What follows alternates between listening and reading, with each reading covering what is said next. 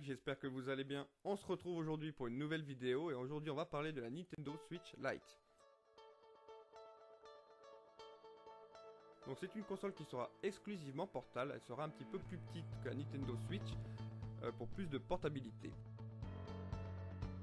La console sera compatible, et c'est là son gros point fort, avec la majorité des jeux sur Nintendo Switch. L'absence de Joy-Con détachables sur la console et le fait que du coup ceux-ci n'ont plus les détecteurs de mouvement va limiter un peu le catalogue de jeux de la console. Il faut noter aussi que les vibrations des manettes ne seront pas HD, on peut pas d'ailleurs parler à proprement parler de manettes étant donné qu'ils sont intégrés maintenant directement à la dalle.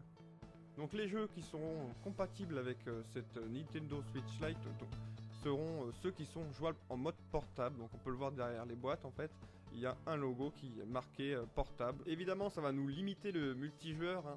Mais on pourra toujours jouer au multijoueur en ligne, hein, mais tout ce que sera en local va être un peu plus compliqué. En termes de performance, la dalle fait 5,5 pouces contre 6,3 pour la Nintendo Switch classique.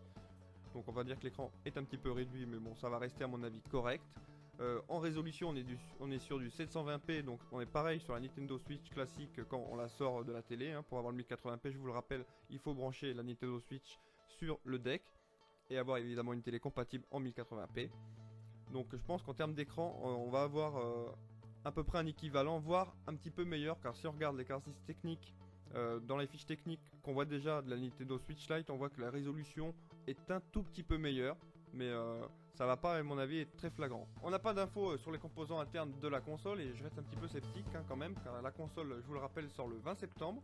En plus de ça, elle est déjà en précommande. Mais on espère qu'il va y avoir la célèbre puce de Nvidia, hein, la Tetra X1, là, qui est actuellement sur la Nintendo Switch classique.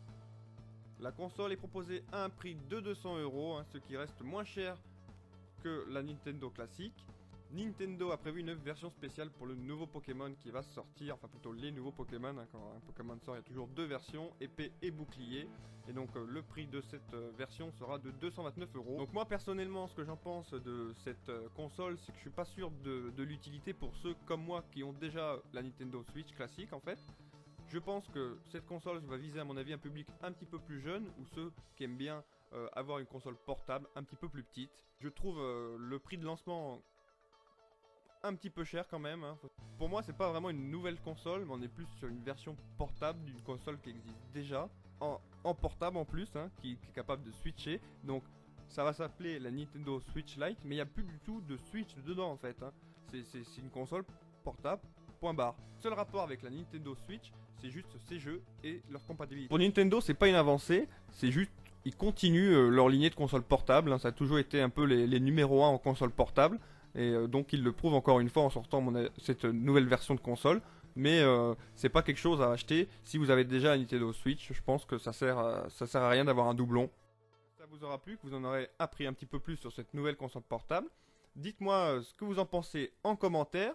Et surtout, si vous avez aimé la vidéo, mettez un petit pouce bleu. Et pensez à vous abonner, activer les notifications pour pouvoir suivre tout le contenu de la chaîne. Pensez aussi que je vais faire une vidéo bientôt sur Pokémon épée et bouclier. Et donc si ça vous intéresse, suivez le contenu. Donc merci à tous et à la prochaine.